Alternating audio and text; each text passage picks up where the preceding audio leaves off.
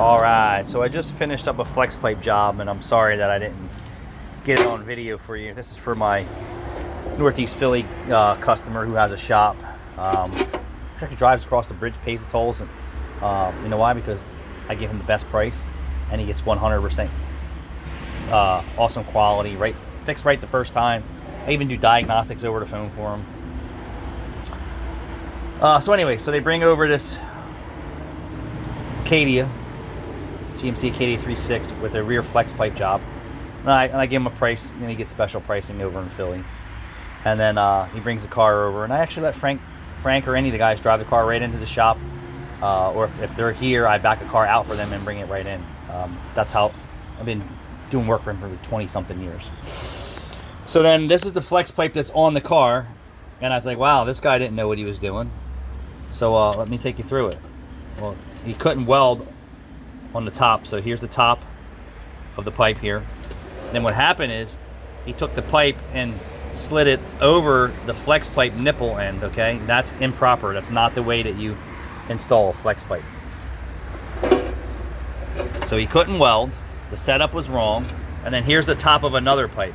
So he cut it, and then he did some kind of whacked shit here, and then he couldn't weld. He couldn't weld. So this customer paid for this. This wasn't done. This was not done by the customer themselves. I can guarantee that. So let me grab a new flex pipe, and I'm going to show you, for all you DIYers or maybe some of you shops out there who quite necessarily don't do this every day. I've actually seen a couple shops, actually my favorite YouTube people, Rain Man Ray's Auto, South Main Auto. Do you guys tell them that they're not doing the job right because they're not putting it back exactly the way they found it? I hear that a lot here. Same product, just smaller. So what this guy did was he took a piece of pipe and he didn't go inside. Okay, so this design here, you have to go inside of this flex pipe because this is how it's designed. When you just butt it to here, you're trying to weld 3 different materials here. Okay, so you have the outer clamp, then you have the stainless clamped in here somewhere, then you have this inner piece. All this isn't very, very strong. So what you need to do is get the material that fits inside of this. I think that's 2 and 2.5, 2 1/4. There's a little bend there. And this is just me farting around with you guys. So there's somebody must have. There we go. So that's how you want to do it. You want to make sure that you have your material inside of here, and what that does is reinforce all this. And then when you weld it, you're welding all 3 of these pieces together if you're a welder and you're welding it properly with the penetration. So this, what happened here, is he was like that similar, but he bumped this pipe up just a little bit or found something that went over it. So he was just in here. Now I could probably do that, but then it's not going to be a strong repair where you're connecting it. Then on the other side, he did the same procedure because he didn't know what he was doing. And then he had another piece of pipe. It's just stupid. Not stupid. Sorry. He was trained improperly on how to make a repair to an exhaust system. So here you go. You want to fit this like that. And then fit this like that. So you have the proper support and penetration and weld when you're repairing this.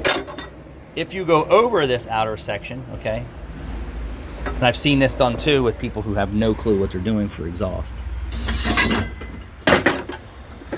You go like this, right, and then weld this piece to the outer piece of this. It doesn't seal this properly, right? Because then what happens is you can get backflow through the braiding if it doesn't have the right penetration. Plus, it's moving back and forth. You could pull this outer crimp right off and the job will fall apart. So this is a no-no when you're doing a universal flex pipe. Got that? No-no. This is a no-no, but can be done. And this also can be done too another way, and I want to show you that.